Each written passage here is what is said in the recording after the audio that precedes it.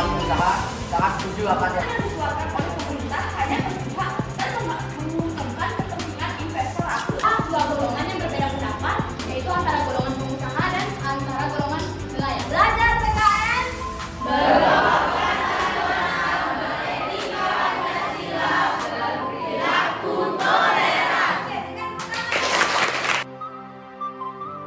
Selamat siang 10E. Selamat siang, Bu. Sudah siap untuk diskusi hari ini? Oke, mengawali, Ibu ingin memberikan motivasi bahwasanya tujuan dari kegiatan diskusi kita ini adalah untuk memberikan pemahaman bahwa peraturan perundang-undangan yang ada di Indonesia perlu kita analisis apakah sudah relevan dengan kepentingan rakyat dan kepentingan bangsa Indonesia saat ini. Maka dari itu, mari kita bersama-sama menyuarakan argumentasi dan aspirasinya berkaitan dengan peraturan yang sudah kita pilih untuk kita analisis hari ini. Oke, sama-sama suarakan jargonnya ya. Belajar PKN beretika Pancasila berperilaku toleran. Oke, dengan tepuk tangan. Mari lestarikan sumber daya kami. Selamat pagi semuanya. Selamat pagi. Sidang kali ini saya buka dengan salam pembuka. Om Swastiastu. Om Swastiastu. Assalamualaikum warahmatullahi wabarakatuh. Salam nama budaya, salam gemasan. Damai. Pada siang hari ini akan kita laksanakan diskusi mengenai peraturan Presiden nomor 51 tahun 2014. Tapi sebelum itu saya akan membacakan tata tertib diskusi kali ini yang harus diterapkan oleh seluruh peserta. Ada beberapa tata tertib yang wajib ditaati oleh seluruh peserta diskusi, di antaranya 1.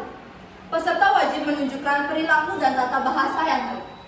2. Peserta wajib menyuarakan opini sesuai dengan topik yang telah ditentukan. 3. Peserta hanya dapat berargumen jika diberikan izin oleh pemimpin diskusi. 4. Peserta hanya mengajukan instruksi kepada pimpinan diskusi apabila argumen dari salah satu pihak menyimpang dari topik.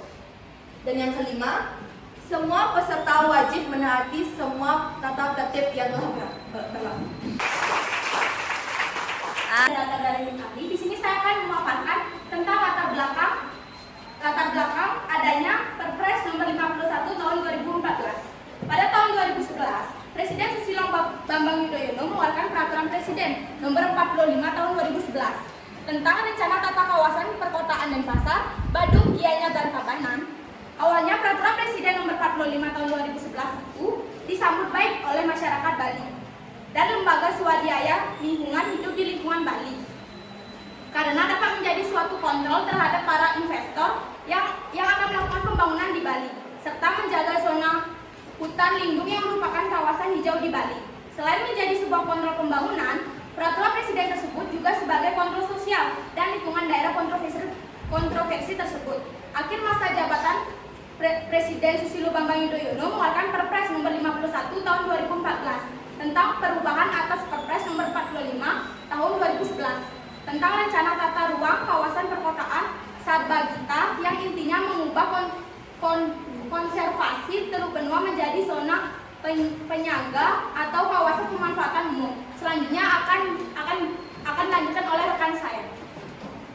Penerbitan Perpres nomor 51 tahun 2014 menghapuskan pasal-pasal yang menyatakan Teluk Benua adalah kawasan konservasi. Maka daripada itu, penerbitan Peraturan Presiden nomor 51 tahun 2014 ini menghapuskan pasal-pasal yang menyatakan Teluk Benua sebagai kawasan konservasi, sebagaimana yang disebutkan dalam pasal 55 ayat 5 Peraturan Presiden nomor 45 2011, mengubah kawasan konservasi perairan pesisir Teluk Benua menjadi zona penyangga, yang secara tegas dimuat dalam pasal 63A ayat 2 Perpres nomor 51 tahun 2014. Berakibat dapat direklamasinya Teluk Benua pasal 101A Perpres nomor 51 tahun 2014. Perpres nomor 51 tahun 2014 merupakan langkah yang tepat yang dilakukan pemerintah dengan melihat kondisi Teluk Benua yang tidak memungkinkan lagi disebut sebagai kawasan konservasi sepenuhnya. Oleh sebab itu, perlunya perubahan kebijakan agar revitalisasi dapat dilakukan demi keberlangsungan perairan Teluk Benua itu sendiri.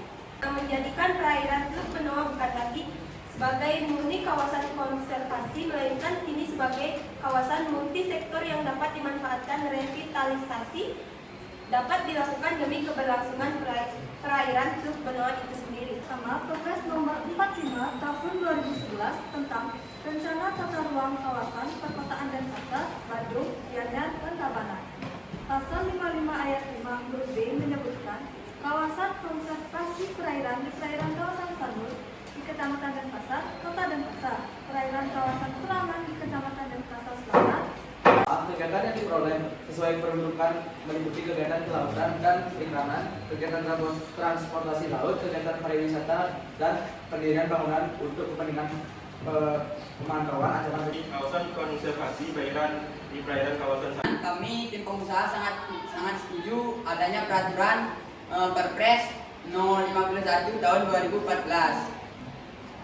Karena tertatanya kawasan pantai, tersedianya ruang bisnis, pemukiman baru, lapangan kerja yang baru, meningkatnya arus investasi dan pengembangan ruang wisata baru. Selain itu, reklamasi pun dapat mencegah erosi dan meningkatnya habitat di perairan jika dilihat dari pendekatan lingkungan. Izin pimpinan, baik di sini kami dari kaum nelayan tidak setuju adanya reklamasi. Selain dampak positif, dampak negatif juga terjadi seperti pencemaran di laut, rusaknya ekosistem dan habitat laut, serta pencemaran udara dan akses ke pantai semakin terbatas. Saya dari kaum nelayan akan menanggapi dari argumen yang dikatakan oleh rekan saya. Dengan disahkannya Perpres Nomor 51 Tahun 2014 akan mengakibatkan nelayan semakin kehilangan akses melaut untuk melakukan kegiatan melaut dan mencari nafkah di laut.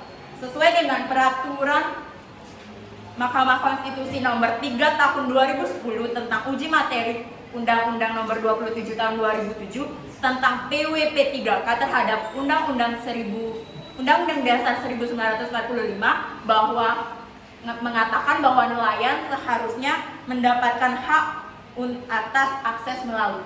Di sini tim ahli hanya ingin menambahkan bahwa kita sebagai negara maritim yang mengenal nenek moyang kita sebagai pelaut.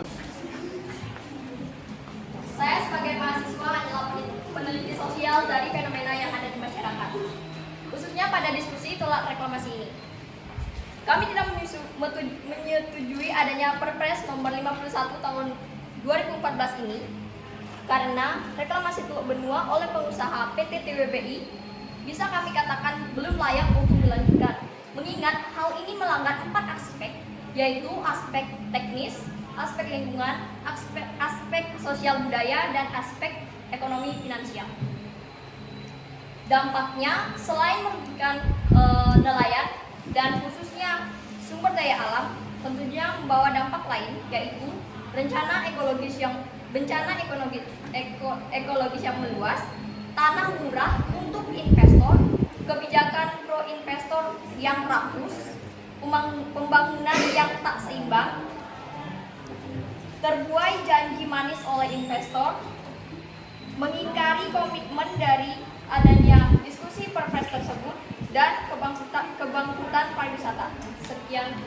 Izin pimpinan, saya ingin menanggapi. Saya dari tim nelayan ingin menanggapi. Sebenarnya dari pembentukan reklamasi Teluk Benua ini menimbulkan banyak sekali dampak negatif ya. Jadi saya akan menyebutkan sedikit contohnya ya. Yaitu ada reklamasinya akan merusak fungsi dan nilai konservasi kawasan serta perairan Teluk Benua. Di antaranya reservoir atau tampungan banjir dari 5 das daerah aliran sungai. Yang kedua ada kawasan suci atau campuran agung juga akan rusak akibat reklamasi ini. Terus yang ketiga ada kawasan pembentuk kepulauan Bali yang utuh sehingga nilai konservasinya tak terhingga. Yang keempat juga ada kawasan ekosistem, yaitu ada mangrove, padang lamun, dan di sekitarnya ada terumbu karang juga itu akan ikut tercemar ataupun rusak akibat reklamasi ini. Jadi apabila banyak juga dampak seperti tsunami, banjir, apakah kalian para pengusaha bisa menanggulangi dampak tersebut? Kami dari golongan pengusaha sangat setuju akan diadakannya Perpres Nomor 51 Tahun 2014. untuk menjadikan kawasan perairan yang rusak atau belum termanfaatkan menjadi kawasan yang baru yang lebih baik dan bermanfaat. Adanya reklamasi membawa dampak baik terbukanya lapangan kerja baru yang akan menekan angka kemiskinan dan pengangguran, sehingga profesi nelayan yang digambarkan dapat tertutupi dengan banyaknya lapangan kerja baru yang ada.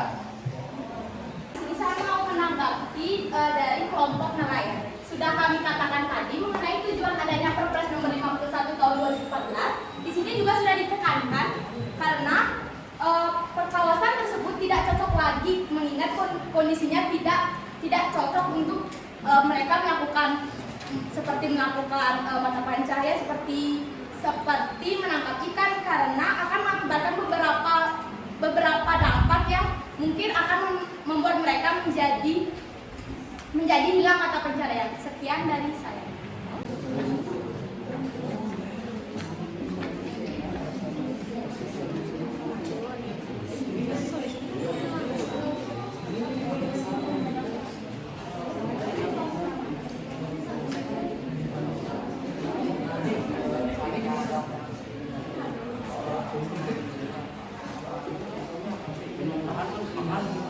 Izin pimpinan, saya dari golongan nelayan tidak setuju karena Bali adalah pulau wisata dan banyak wisatawan yang ke Bali ingin mencari pantai untuk surfing dan melihat terumbu karang yang indah.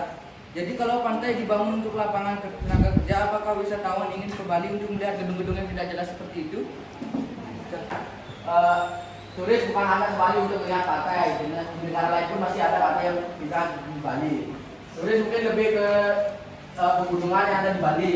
Selain itu, reklamasi Teluk Benua adalah sebuah proyek yang direncanakan untuk menjadi solusi dari keterbatasan lahan yang diperlukan dalam rangka penyediaan fasilitas bagi kegiatan pariwisata di Bali. Suatu prinsip yang tetap kekal sejak dulu adalah pesisir menjadi tempat menarik untuk banyak orang. Peningkatan jumlah penduduk di wilayah pesisir terus berlanjut. Saat ini sebanyak 24 ibu kota provinsi berada di pesisir dengan pola peningkatan urbanisasi atau pertambahan penduduk melalui kelahiran. Peningkatan penduduk di pesisir tersebut mendorong kenaikan permintaan ruang untuk perumahan, industri, rekreasi, dan jalan akses. Jika kota tidak dapat bertambah luas, maka kota akan bertambah tinggi, namun akan menimbulkan kemacetan jalan yang berdampak pada peningkatan biaya produk dan layanan. Kecenderungan kota yang bertambah tinggi dengan gedung mencapai langit memang lebih populer saat ini. Namun perkembangan industri pengerukan mulai mengubah pola pengembangan kota pesisir melalui reklamasi. Pada kota pesisir dengan kepadatan penduduk tinggi, membeli lahan menjadi lebih mahal dibanding membuat lahan baru melalui reklamasi. Sekian. Jadi kami dari golongan nelayan merasa peraturan yang dikeluarkan oleh pemerintah hanya berpihak dan menguntungkan kepentingan investor rakus. Terbukti dari penerbitan SK reklamasi yang penuh kebohongan sampai pemaksaan diterbitkannya Perpres nomor 51 tahun 2014 oleh SBY. Akibatnya masyarakat Bali tidak berdaulat atas alamnya dan pinggirnya dalam tata kelola lingkungan hidup. Jadi banyak janji-janji manis dan janji kosong saja diberikan oleh pemerintah, namun akhirnya hanya terbengkalai. Kami takut akan hal itu. Apakah pemerintah bisa menjamin keseluruhan tentang pekerjaan kami apabila kami reklamasi sudah selesai reklamasi sudah terlaksanakan itu, apakah bisa menjamin kami mendapatkan fasilitas dan pekerjaan yang baik?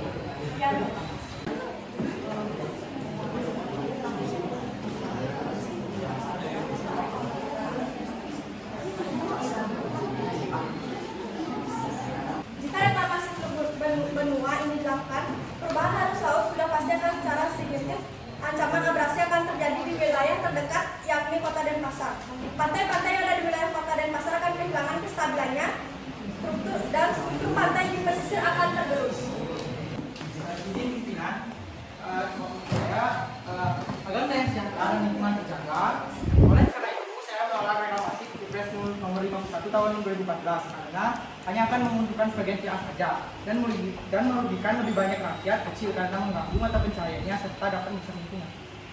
Izin pimpinan, di sini kami sebagai tim ahli, di sini kami akan mempertimbangkan kembali, mengingat ada dua golongan yang berbeda pendapat, yaitu antara golongan pengusaha dan antara golongan nelayan. Di sini kami mereview kembali, yaitu jika adanya reklamasi ini akan meningkatkan lowongan pekerjaan sehingga nelayan tidak akan kehilangan mata pencaharian, tetapi beralih profesi dan sehingga akan mengurangi tingkat kriminalitas yang ada di Bali, karena kriminalitas itu diakibatkan karena adanya pengangguran. Sekian dari saya. Baik, di sini kami akan mempertimbangkan kembali akan Perpres nomor 51 tahun 2014, mengingat banyaknya pihak-pihak yang tidak menyetujui adanya Perpres ini, seperti pihak nelayan yang tidak ingin mata pencahariannya hilang dan pihak pengusaha yang tidak ingin kehilangan lahan untuk membuat industri barunya. Jadi kami akan mempertimbangkan kembali akan Perpres ini dan akan memberikan konfirmasi yang lebih baik untuk kedua belah pihak. Sekian. Baiklah, tadi itu konfirmasi dari tim pemerintah. Diskusi kali ini akan ditutup, tapi sebelum itu kesimpulan akan dibacakan oleh notulen. Kepada notulen, saya berikan waktunya. Baik, saya akan menyampaikan kesimpulan pada diskusi pada hari ini. Jadi pada reklamasi ini mendapatkan dampak negatif dan positif. Saya akan membacakan dampak negatif terlebih dahulu. Baiklah, diskusi siang ini telah selesai. Saya tutup dengan parameter. Om Santi Santi.